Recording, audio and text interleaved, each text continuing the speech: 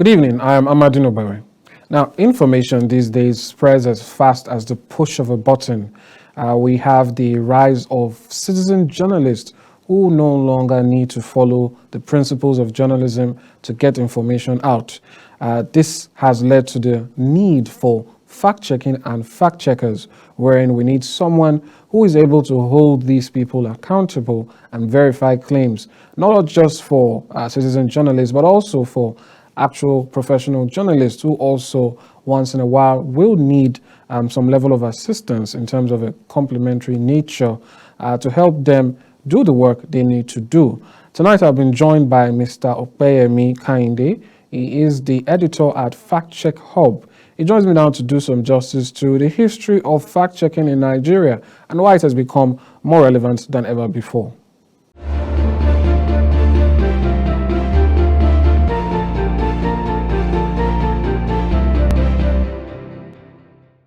All right, Mr. Kehinde, welcome to Top Talk. Thank you, sir. All right, sir. We'd like to get a basic breakdown in terms of historically speaking. Fact-checking seems to be something that people say a lot these days. In recent times, one wonders, when did this, really begin? Especially in Nigeria here, when did it become something that was relevant enough to be given this much attention and importance? As a trained journalist, fact-checking has been something that it's not a new phenomenon. It's something that has been in practice as old as journalism itself. It's actually one of the basic ethics of journalism. And if you are trained as a journalist in any of our institutions, it's something that you are obliged to do. And it's simply about accuracy of the information you are disseminating to the public. So if it's not accurate, then you're talking about fact-checking. If one of the elements, one of the ethics of the profession is accuracy of whatever information you are publishing or disseminating via your channel. So if you are disseminating inaccurate information, you are spreading what scholars have termed misinformation and disinformation narratives. So it's not something new. It has been as old as journalism itself, or as ethics of journalism itself. But because of the advent of technology and the increasing access to data and mobile communication gadgets, so there is increase in the spread of disinformation and misinformation narratives in the society. And that's why journalists, academics now say that we need to ensure that we curb the spread of misinformation. And how do we do that? That's through fact-checking. And it's still, like I said earlier, one of the basic ethics of the profession, which every trained journalist subscribes to. All right, that's fair enough. But again, if you can really break down why it has become extra important these days, because one wonders what really changed in terms of the need for it, in terms of the separation. In the past, I believe, like you said, it's part of the work of journalists. You have to present the facts, not just falsehoods. But then now it's like there's a separation where you have journalists, you have fact checkers, people who, the journalists are supposed to be the fourth estate of the realm. It's almost like there's a fifth estate of the realm now, because the fact checkers also check not just anyone, but they also check journalists. So I'd like to know what has changed in recent times or modern times that has necessitated this division or this specialization. I think the specialization is as a result of, like I said earlier, because once the people have access to share any information they so wish at any given point in time, whether they confirm if the accuracy of such information or not, it also enables other vices, including misinformation and disinformation. So it's if journalists are doing their job as they should, there would be no such vacuum for misinformation or disinformation narrative in any given society. What about citizen journalists, as they call them? And The that's people who why we are just- having this challenge, because a citizen journalist is not a trained journalist.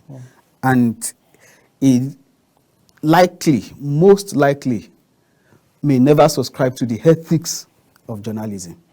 So that's why we are having that challenge, because with people having access to data, having access to internet, having access to mobile communication gadgets, they can simply post anything, do any video, whether the information therein is accurate or not. That's another ball game. And you can see even with the coming in of social media influencers now, where the urge to get engagements, to get clicks is a motivating factor. And they don't care whether what they are sharing or the information they are posting is accurate or not. They just want people to talk. They just need that engagement to get paid from the tech platforms and so on and so forth. So if that vacuum has not been there wouldn't be need for fact-checking. So when the so-called information ecosystem has been partly taken over by citizen journalists, and a lot of people can share whatever content they feel like at any given point in time.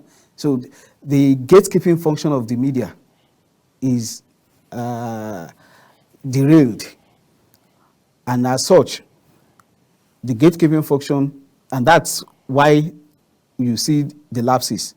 Because if there's a gatekeeping function in the information flow, workflow, actually such information would have been taken care of. Such misinformation or disinformation would have been corrected before even being disseminated to the public.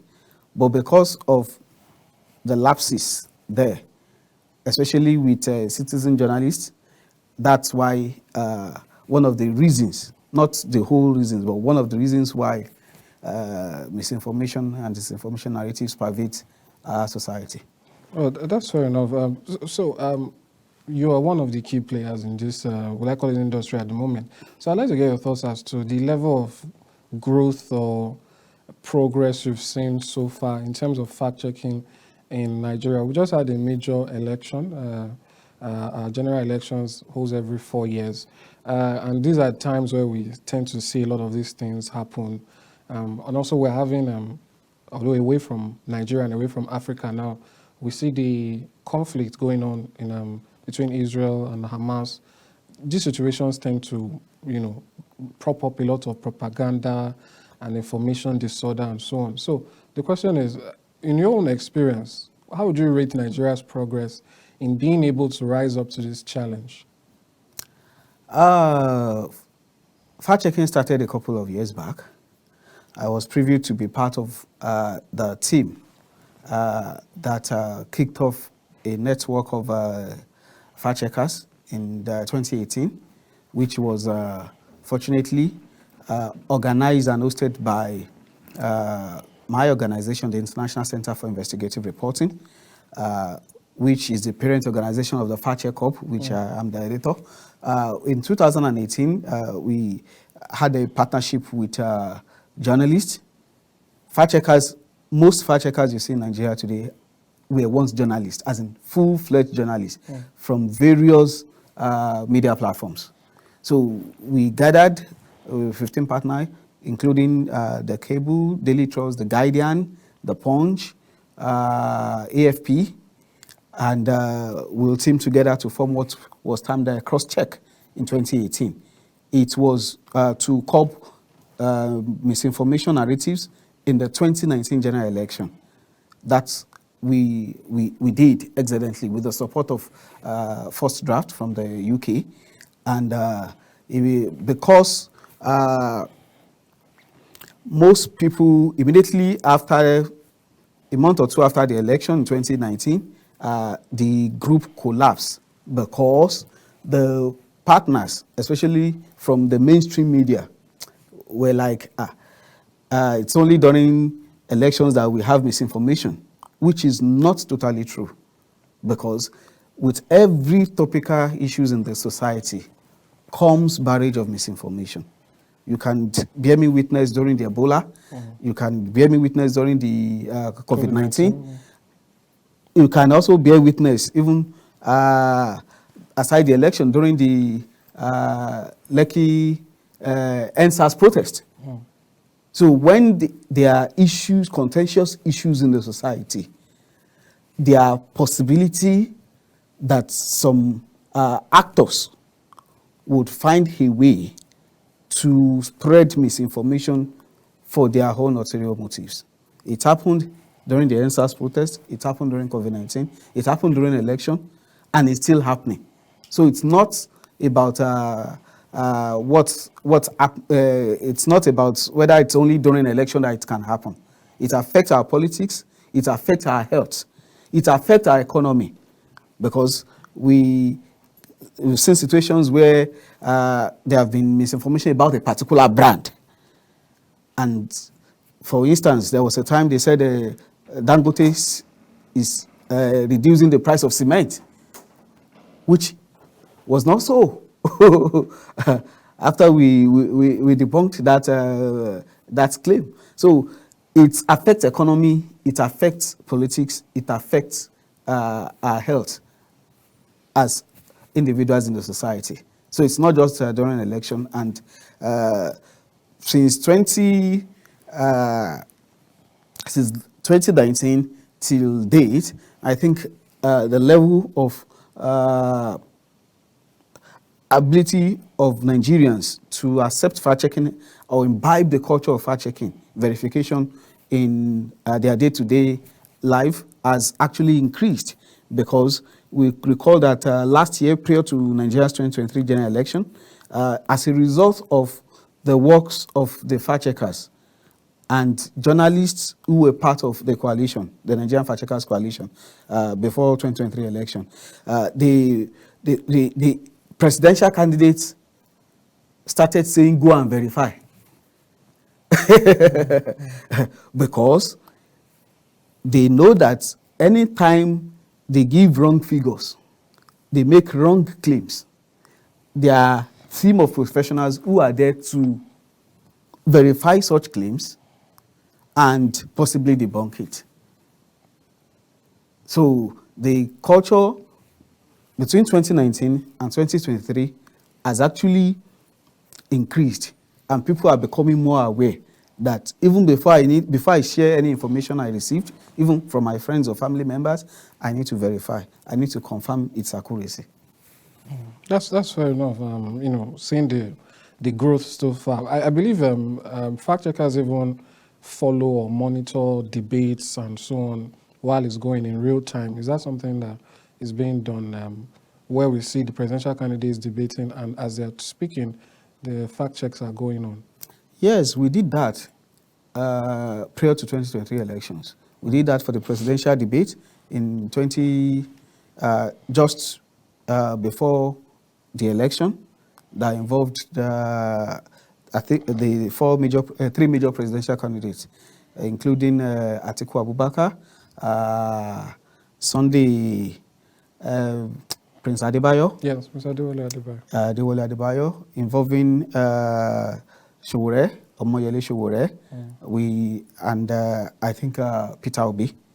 Yeah, we did that with Arise TV, in collaboration with Arise TV, and during the presidential debate, it was heard live.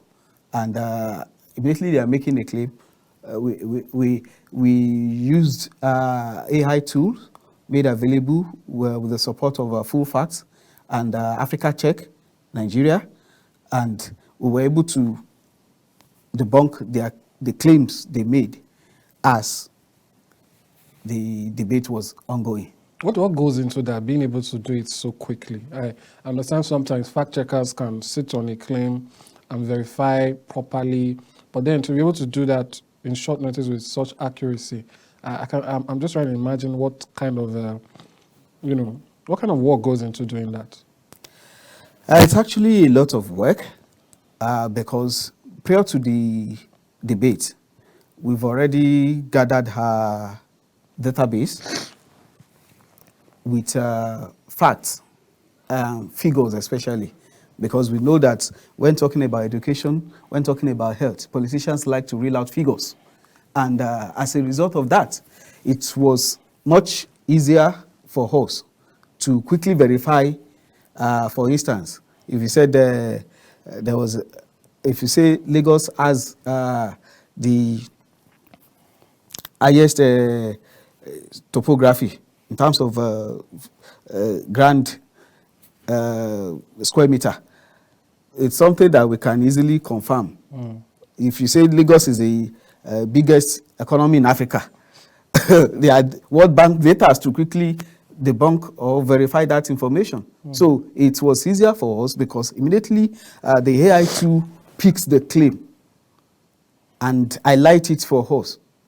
Our team of researchers were able to quickly go into our database to look for the data from World Bank and use that in verifying such claim. All right, so how important is collaboration? Because you mentioned, coalitions where different journalists or media houses combine. Is that something that is very necessary in pushing fact-checking forward?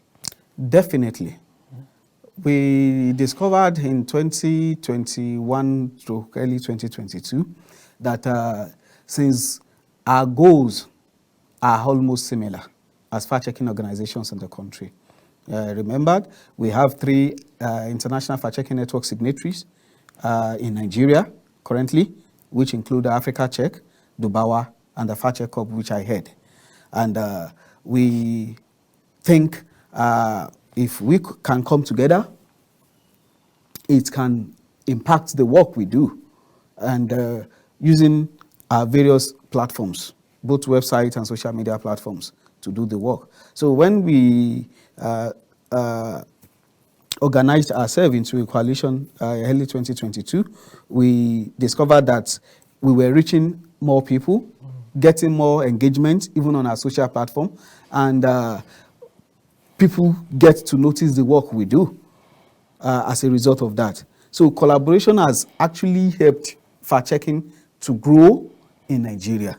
And it's also helping to encourage Nigerians and other members of the public to imbibe the culture of verification, because due to the impact of our work, people can now ask questions that have you verified before sharing this information with me? Are you sure you've confirmed its accuracy? So coalition has actually helped us widen our reach, not just for engagement, but for impact, because we now have people who are more conscious of the kind of information they consume.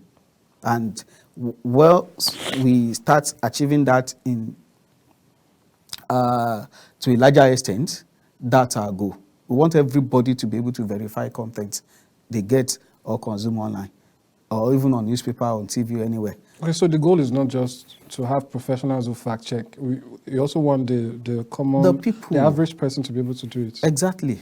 That's the goal. Not just, okay, if you send it to us, we verify for you and send it back to them. No. The goal is to, because if you check most of our fact checks, the steps by steps on how they were verified, how we verified each claims, are often listed there. It's an open process. It's a transparent process. It's one of the binding principles that we subscribe to as signatory of the International Fact-Checking Network. So it is very vital for people to get to learn how to identify phishing scams, for instance, how to verify images, for instance, how to know if a video has been doctored or manipulated. That's the essence of our coming together to reach more people to imbibe this culture of verification. Right, that's a great ideal. I hope to see, reach as far as possible. Well, speaking on the work you do now, is there any kind of will I say, what's the relationship like with journalists? I think that's a question I want to ask. Is it in any way antagonistic, or Is it a case where people say, well, this person, the job you are doing is you know, it's is giving that like you called it, the gatekeeping power to everyone. Like you said, you want everyone to be able to fact check. So any major publishing house or media house cannot just say this is the news. Now the average person would be able to check the news and all of that. So is there any kind of feeling of a threat at or about fact checkers? No, not at all. In fact, it's complementary to the work of journalists because as a result of the lapses I said earlier, we've been able to complement the work of an average journalist to ensure that their content are accurate before they disseminate it to the public. For instance, there was a time a medium, a print medium, an online medium rather, but with a large print reach in the country, published a story that the UN has created a new state in Cameroon. And somebody from AIT, a journalist from AIT, who was to read the bulletin for that day, for that evening, saw the news, that it was included in the bulletin she will read on their TV channel, and reach out to the FactCheckHub to verify the claim. Because of our network with fact checkers from other parts of Africa and globally, we were able to, within 2 hours, debunk that information that it is not true, that United Nations has not created a new Cameroonian state. And as a result of that, they removed it from the news bulletin. Imagine their evening news, 6 p.m., that kind of information coming out. So it's a complementary role that we play as fact checkers, not antagonistic. And I've been at several fora where the NUJ president was also in attendance. So it's a complementary. It's a complementary role because for sometimes most of the things we fact checkers use are open source intelligence techniques, which is popularly called HOSINT. So when, and that's why we encourage as many journalists as possible to have that skills. Because when you have the HOSINT skills, you don't even need the fact checkers to verify the information before you disseminate to your reading public or to your viewing public. Because by the time you know how to verify if an image has been manipulated or not, you know how to verify if a video sent to you by user-generated content is actually accurate or not, it will actually improve your readers' trust, your viewers' trust. It will not just improve your readers' trust, but it will also impact on the brand of your media platform, because it will enable people to trust you more. It will enable people to always look tuned to your channel because they know that the information process there, the gatekeeping process is solid. The verification process before the information's being heard or broadcasted or published on your medium would have passed through some process and ensure that they are accurate before they get out. So it will engender trust. It will enable people to also keep tuning to your channel or reading your publications. Yes. So it's a complementary role, not we've never had any kind of negative compliment or negative relationship with journalists. Indeed. Because all of us in the fact-checking ecosystem in Nigeria, for instance, were once journalists. We are, till date, journalists. Well, yeah, I think that's just the right way to look at it. It's a complementary role. There are no enemies here. We're all better with each other. So exactly. Out of curiosity, I don't know, you know, when someone is in a business or in a field, they see a lot of things. I'm just wondering, in your years of fact-checking, has there been any situation that stood out to you that, you know, was of particular note to you that you feel is worth a lesson in terms of maybe a particular claim you had to fact check, or something that happened due to a fact check you made, just out of curiosity, trying to get into what your profession is like. Yeah. While growing up, there are lots of myths that I came across, especially handed over to us by our elders, including my parents. And, you don't sit at the entrance of the house and eat there. You don't receive call when it is raining. And in the course of my fact-checking career, I've seen claims that said that a man was struck by thunder for receiving call. And I had to verify that particular claim. And in the course of the verification, I spoke to experts. I spoke to weather experts. I spoke to tech experts. I spoke to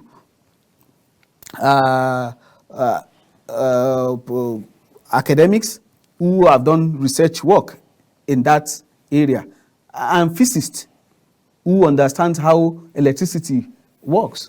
And I come to discover that your chance of being struck by thunder as a result of making phone call is almost zero.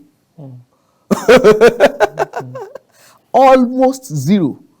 But because, according to the findings, before that can happen, you have to be as close to the transmission mast as possible. And there must actually be a direct contact between the person making the phone call while it is raining and the mast before there could be any electromagnetic shock in the body of any person receiving call during phone call. So it actually looks strange. And I was like, so all this one that my elders have been telling me, don't pick call, it is raining. They were just myths and not true. Yeah, I think this will be an exciting part of being a fact checker. Exciting in a way, and in another way, it could be sort of disenchanting. The ideals you've held on to, the stories, the legends, being easily disproven. But anyway, hopefully we get to see more. I mean, there's a particular issue now that I really hope the fact-checking community will jump on, which is the issue of missing private parts. I hope that is something that will be dwelled on. But we've run out of time now. I wish we could continue this. Hopefully another time we can have another We actually have facts on that. Oh, okay. All right. So we'll definitely share that too. Thank you so much for coming. It's been a pleasure. Thank you for coming on the program. Thank you so much.